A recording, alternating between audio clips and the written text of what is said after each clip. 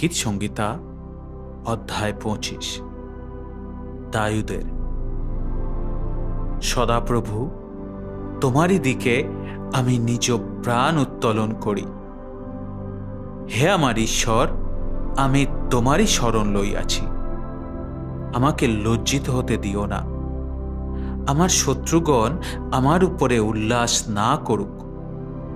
যে সকল লোক তোমার অপেক্ষা করে তাহারা লজ্জিত হইবে না। যাহারা অকারণে বিশ্বাসঘাতকতা করে তাহারাই লজ্জিত হইবে। সদাপ্রভু, তোমার পথ সকল আমাকে জ্ঞাত করো। তোমার পন্থা সকল আমাকে বুঝাইয়া দেও।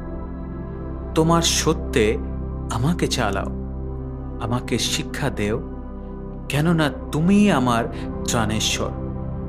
আমি সমস্ত দিন তোমার অপেক্ষায় থাকি।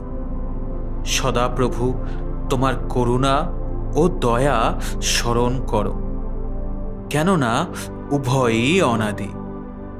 আমার যৌবনের পাপ ও আমার অধর্ম সকল স্মরণ করিও না। সদাপ্রভু, তোমার মঙ্গল ভাবের অনুরোধে তোমার দয়ানুসারে আমাকে স্মরণ করো। সদাপ্রভু মঙ্গলময় ও সরল, এই জন্য তিনি পাপীদিগকে পথ দেখান। তিনি নম্রদিগকে ন্যায় বিচারের পথে চালান। নম্রদিগকে আপন পথ দেখাইয়া দেন। যাহারা তাহার নিয়ম ও সাক্ষ্য পালন করে তাহাদের পক্ষে সদাপ্রভুর সমস্ত পথ দয়া ও সত্য। তোমার নামের গুণে হে সদাপ্রভু, আমার অপরাধ ক্ষমা করো, কেননা তাহা গুরুতর। সেই ব্যক্তিকে যে সদাপ্রভুকে ভয় করে তিনি তাহাকে ইষ্ট পথ দেখাইয়া দিবেন। তাহার প্রাণ কুশলে বাস করিবে, তাহার বংশ দেশের অধিকারী হইবে।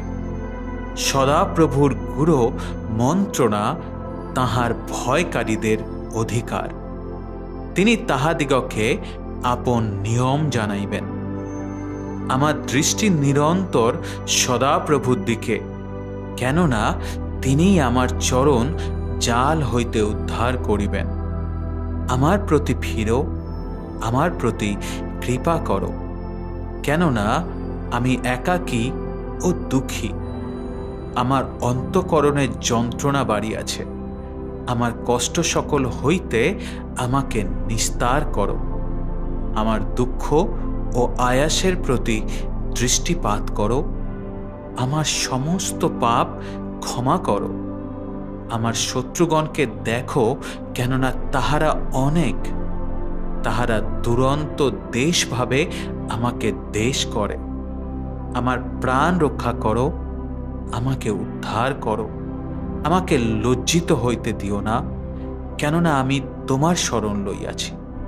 সিদ্ধতা ও সরলতা আমাকে রক্ষা করুক, কেননা আমি তোমার অপেক্ষা করিতেছি। হে ঈশ্বর, ইসরায়েলকে মুক্ত করো, তাহার সমস্ত সংকট হইতে মুক্ত করো।